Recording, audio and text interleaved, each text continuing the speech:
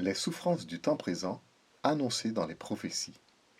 Un message de l'Église des 144 000 présenté par Irmiyahu. Nous vivons aujourd'hui un temps prophétique particulier. Jamais en effet de toute l'histoire de l'ère chrétienne, il n'a été envisagé à l'échelle mondiale d'imposer un système de société dans lequel ceux et celles qui ne justifieront pas d'un passeport sanitaire ne pourront ni circuler, ni acheter ou vendre, ni se rendre à leur travail ou dans des centres de loisirs et de culture. Ce système de passeport que l'on veut nous imposer mondialement au motif de l'urgence sanitaire est sans précédent. Il accomplit très clairement la prophétie du chapitre 13 de l'Apocalypse. Et elle faisait que la terre et ses habitants adoraient la première bête. Et elle fit que tous, petits et grands, riches et pauvres, libres et esclaves, reçussent une marque sur leur main droite ou sur leur front, et que personne ne put acheter ni vendre sans avoir la marque, le nom de la bête ou le nombre de son nom. Apocalypse chapitre 13, les versets 12, 16 et 17. Ce temps particulier, décrit dans l'Apocalypse, évoquant un plan mondial unanimement imposé à tous les habitants de la terre, est encore exprimé dans un autre chapitre du même livre, celui de la lettre à la 6e église de l'Apocalypse. Je te garderai aussi à l'heure de la tentation qui va venir sur le monde entier pour éprouver les habitants de la terre. Apocalypse 3, verset 10. Dans certains pays, comme en Chine, en Israël, en Allemagne, en Angleterre et dans d'autres pays, des restrictions sont déjà imposées à ceux qui ne disposent pas d'un QR code sur leur téléphone portable. Ces restrictions vont s'étendre au monde entier et devenir la norme mondiale. Deux choses montrent que nous sommes dans l'accomplissement de la prophétie de la marque de la bête. Le caractère mondial de cette nouvelle norme et le fait que sans ce passe, nul ne pourra acheter ou vendre, ni même circuler librement. Le vaccin qui permet d'obtenir ce passe et d'accéder au droit d'acheter ou de vendre et de circuler librement est un piège pour chaque âme.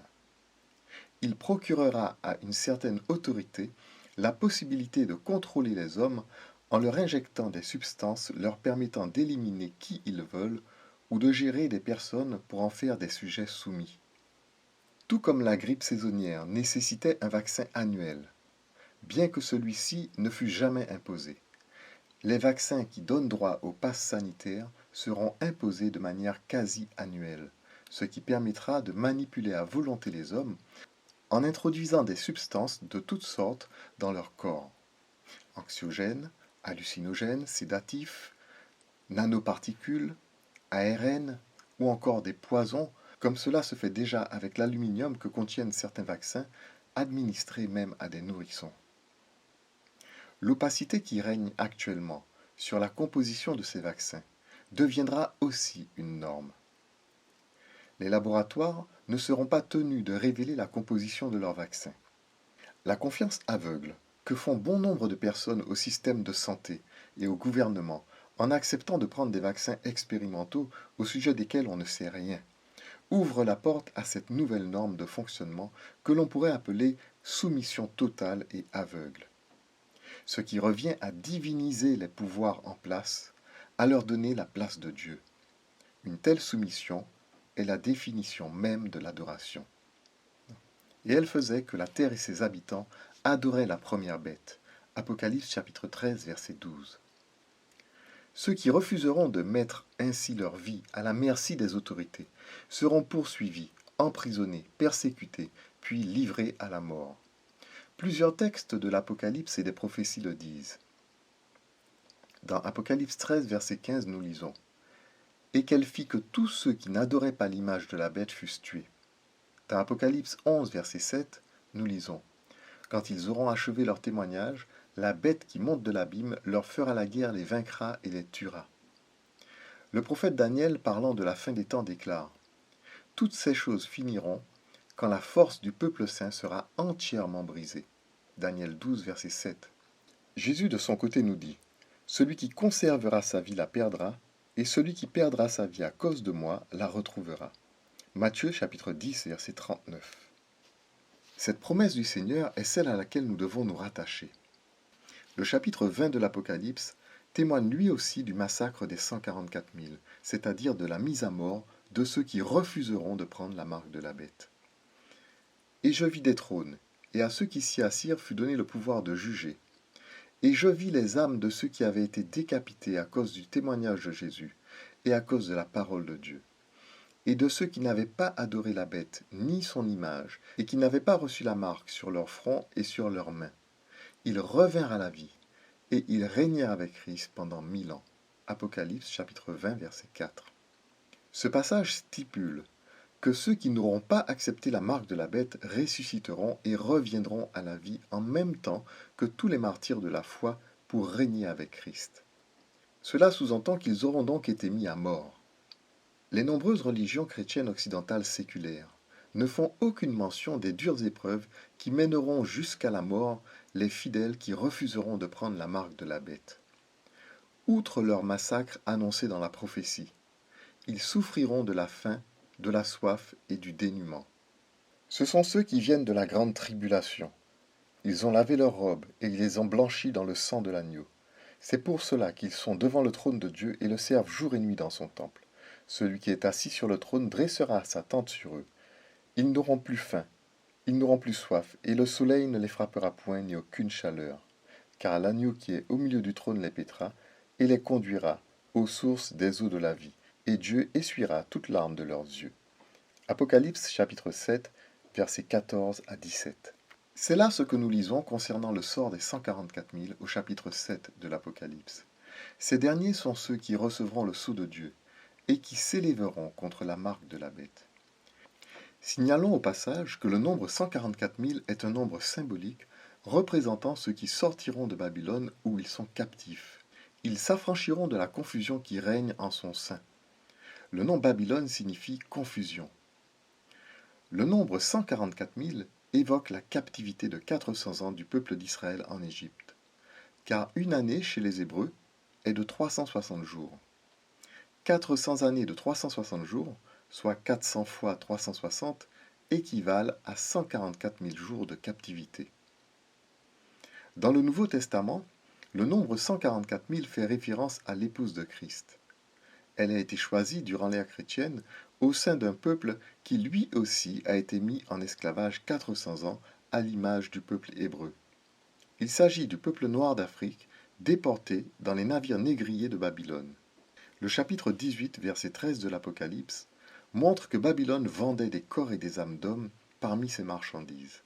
Ce même chapitre évoque le commerce triangulaire qui a considérablement enrichi les rois de la terre et en particulier l'Occident chrétien et Babylone la Grande, l'Église romaine, ainsi que ses filles représentant les nombreux courants protestants, anciens et récents. Malheur, malheur, la grande ville où se sont enrichis par son opulence tous ceux qui ont des navires sur la mer. En une seule heure, elle a été détruite. Apocalypse chapitre 18, verset 19. Le nombre 144 000 fait référence à la véritable Église de Christ, à son épouse, la Nouvelle Jérusalem, décrite dans la Bible comme étant une femme noire mise en esclavage par ses frères, comme le montre le Cantique des Cantiques. Je suis noire et je suis belle, fille de Jérusalem, comme les tentes de Kédar, comme les pavillons de Salomon. Ne me méprisez pas parce que je suis noire, c'est le soleil qui m'a brûlée. Les fils de ma mère se sont irrités contre moi. Ils m'ont faite gardienne des vignes. Ma vigne à moi, je ne l'ai pas gardée. Cantique des Cantiques, chapitre 1, versets 5 et 6. Contrairement à ce que pensent certains, les 12 tribus d'Israël décrites dans le chapitre 7 de l'Apocalypse ne représentent pas les Juifs selon la chair, ceux qui ont rejeté et crucifié le Christ. Les tribus citées dans l'Apocalypse sont symboliques, car la tribu de Dan n'y figure pas. Elle est remplacée par la tribu de Manassé, fils de Joseph. Ainsi, le clan de Joseph est cité 2 fois, Joseph et Manassé. Cela fait référence symboliquement à l'esclavage, puisque Joseph fut le premier esclave vendu en Égypte. D'autre part, son fils Manassé est né durant sa captivité. Il s'agit ici dans ce chapitre 7 de l'Israël spirituel, du peuple noir, lui aussi mis en esclavage 400 ans. Ce sont là ceux qui ont la foi d'Abraham. Le juif, ce n'est pas celui qui en a les dehors, et la circoncision, ce n'est pas celle qui est visible dans la chair. Mais le juif, c'est celui qui l'est intérieurement, et la circoncision, c'est celle du cœur, selon l'esprit et non selon la lettre. La louange de ce juif ne vient pas des hommes, mais de Dieu. Romains chapitre 2, versets 28 et 29. Ceux-là seuls qui appartiennent à Christ sont de la postérité d'Abraham. Et si vous êtes à Christ, vous êtes donc la postérité d'Abraham, héritier selon la promesse. Galates chapitre 3, verset 29. Les Juifs selon la chair sont appelés dans l'Apocalypse la synagogue de Satan.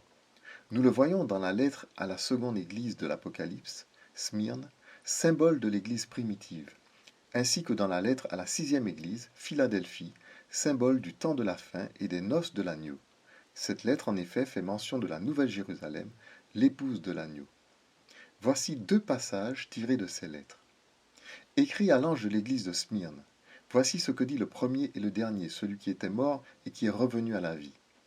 Je connais ta tribulation et ta pauvreté, bien que tu sois riche, et les calomnies de la part de ceux qui se disent juifs et ne le sont pas, mais qui sont une synagogue de Satan. Apocalypse chapitre 2, versets 8 et 9. Et dans la lettre à l'église de Philadelphie, nous lisons « Voici, je te donne de ceux de la synagogue de Satan, qui se disent juifs et ne le sont pas, mais qui mentent. Voici, je les ferai venir se prosterner à tes pieds et connaître que je t'ai aimé. » Apocalypse chapitre 3, verset 9. Ainsi, les 144 000 seront pris à partie, persécutés et mis à mort pour leur refus de prendre la marque de la bête, de se soumettre et d'adorer la bête. Combien d'entre nous sommes préparés à souffrir jusqu'à la mort? Combien ne s'y préparent pas parce qu'ils ont mis leur confiance dans de fausses doctrines leur annonçant que le peuple de Dieu sera épargné de la souffrance et de la mort? Du temps de Jésus, les docteurs de la loi s'étaient trompés sur l'aspect que prendrait la mission du Messie. Cela les a conduits à douter de la mission du Seigneur, à le rejeter et à le crucifier. De nos jours, il en sera de même pour ceux qui ne discerneront pas ce qui se passe. Ils douteront et se retrouveront du mauvais côté, et adoreront la bête et son image. La crainte de souffrir et de mourir les conduira à prendre le vaccin pour jouir de la pseudo-liberté que procure le pass Covid. Nous vivons en un temps où le discernement et l'intelligence de la parole de Dieu est essentiel. La parole de Dieu nous en a prévenus. Nous lisons dans Daniel chapitre 12, versets 3 et 4. Ceux qui auront été intelligents brilleront comme la splendeur du ciel, et ceux qui auront enseigné la justice à la multitude brilleront comme les étoiles à toujours et à perpétuité. Toi, Daniel, tiens secrète ces paroles, et scelle le livre jusqu'au temps de la fin. Plusieurs alors le liront, et la connaissance augmentera. Dans Daniel 12, verset 10, nous lisons « Il répondit, va, Daniel, car ces paroles seront tenues secrètes et scellées jusqu'au temps de la fin. Plusieurs seront purifiés, blanchis, épurés. Les méchants feront le mal, et aucun des méchants ne comprendra. Mais ceux qui auront de l'intelligence comprendront. » Daniel 12, verset 10. Frères et sœurs, ouvrons les yeux et préparons-nous avec la grâce et l'Esprit du Seigneur. Recherchons le Seigneur car lui seul pourra nous garder à l'heure de l'épreuve. Le Seigneur accordera ses promesses à tous ceux et celles qui le rechercheront, conscients de leur faiblesse. Il promet de nous garder lui-même, car de nous-mêmes, nous ne pourrions affronter la souffrance et la mort. Ne craignons pas de sacrifier nos vies pour la vérité et pour notre salut, en refusant la marque de la bête. Rappelons-nous de la mise en garde du Seigneur. Si quelqu'un adore la bête et son image et reçoit une marque sur son front ou sur sa main, il boira lui aussi du vin de la fureur de Dieu, versé sans mélange dans la coupe de sa colère. Et il sera tourmenté dans le feu et dans le soufre, devant les saints anges et devant l'agneau. Et la fumée de leur tourment monte au siècle des siècles. Et ils n'ont de repos ni jour ni nuit, ceux qui adorent la bête et son image, et quiconque reçoit la marque de son nom. Apocalypse chapitre 14, versets 10 et 11. Ceux qui prendront la marque de la bête souffriront dans leur âme et dans leur chair, car ils seront perdus à toujours. Le Seigneur nous a promis son aide pour traverser cette épreuve en acceptant de souffrir et de mourir pour la vérité plutôt que de corrompre nos âmes. Sachons que ce monde n'en a plus pour longtemps. Son temps sera bref, puisque les 7 derniers fléaux ne tarderont pas à détruire ce monde. Le Seigneur nous fait cette promesse. Je te garderai à l'heure de la tentation qui va venir sur le monde entier pour éprouver les habitants de la terre. Apocalypse 3, verset 10. Le Seigneur Jésus a qualifié ce temps de temps de détresse tel qu'il n'y en a point eu depuis que les nations existent. Mais il tiendra toutes ses promesses à l'égard de son peuple. Il nous dit: Priez pour que votre fuite n'arrive pas en hiver ni un jour de Shabbat, car alors la détresse sera si grande qu'il n'y en a point eu de pareil depuis le commencement du monde jusqu'à présent et qu'il n'y en aura jamais. Et si ces jours n'étaient abrégés, personne ne serait sauvé. Mais à cause des élus, ces jours seront abrégés. Matthieu 24, versets 20 à 22. Le prophète Daniel nous dit: En ce temps-là se lèvera Michaël, le grand chef, le défenseur des enfants de ton peuple, et ce sera une époque de détresse telle qu'il n'y en a point eu de semblable depuis que les nations existent jusqu'à cette époque. En ce temps-là, ceux de ton peuple qui seront trouvés inscrits dans le livre seront sauvés. Plusieurs de ceux qui dorment dans la poussière de la terre se réveilleront, les uns pour la vie éternelle, les autres pour l'opprobre, pour la honte éternelle. Ceux qui auront été intelligents brilleront comme la splendeur du ciel, et ceux qui auront enseigné la justice à la multitude brilleront comme les étoiles à toujours et à perpétuité. Toi, Daniel, tiens secrète ces paroles et scelle le livre jusqu'au temps de la fin. Plusieurs alors le liront, et la connaissance augmentera. Daniel 12, versets 1 à 4. Frères et sœurs, ne sous-estimons pas les souffrances du temps présent. Le Seigneur nous a avertis que ce sera un temps de détresse tel qu'il n'y en a point eu depuis que les nations existent jusqu'à cette époque. Les autorités de ce monde bâtissent un mur de séparation entre les vaccinés et les non-vaccinés, entre ceux qui auront le passeport sanitaire et ceux qui ne l'auront pas, entre les soumis et les insoumis. Lorsqu'ils auront achevé ce mur, ils mettront à mort tous ceux qui refuseront de se soumettre à leur pouvoir. C'est là ce que nous annoncent les prophéties pour notre temps. Prions ardemment pour que le Seigneur nous garde et nous prépare à tenir ferme à l'heure de la tentation qui va venir pour éprouver tous les habitants de la terre. N'oublions pas que de faux prophètes et de faux Christ seront à l'œuvre pour tranquilliser et séduire ceux qui prendront la marque de la bête. L'Apocalypse déclare: Et la bête fut prise, et avec elle le faux prophète, qui avait fait devant elle les prodiges par lesquels il avait séduit ceux qui avaient pris la marque de la bête et adoré son image. Ils furent tous deux jetés vivants dans l'étang ardent de feu et de soufre. Apocalypse 19, verset 20. Que le Seigneur vous bénisse et vous garde. Et l'Esprit et l'Épouse disent: Viens. Et que celui qui entend dise: Viens.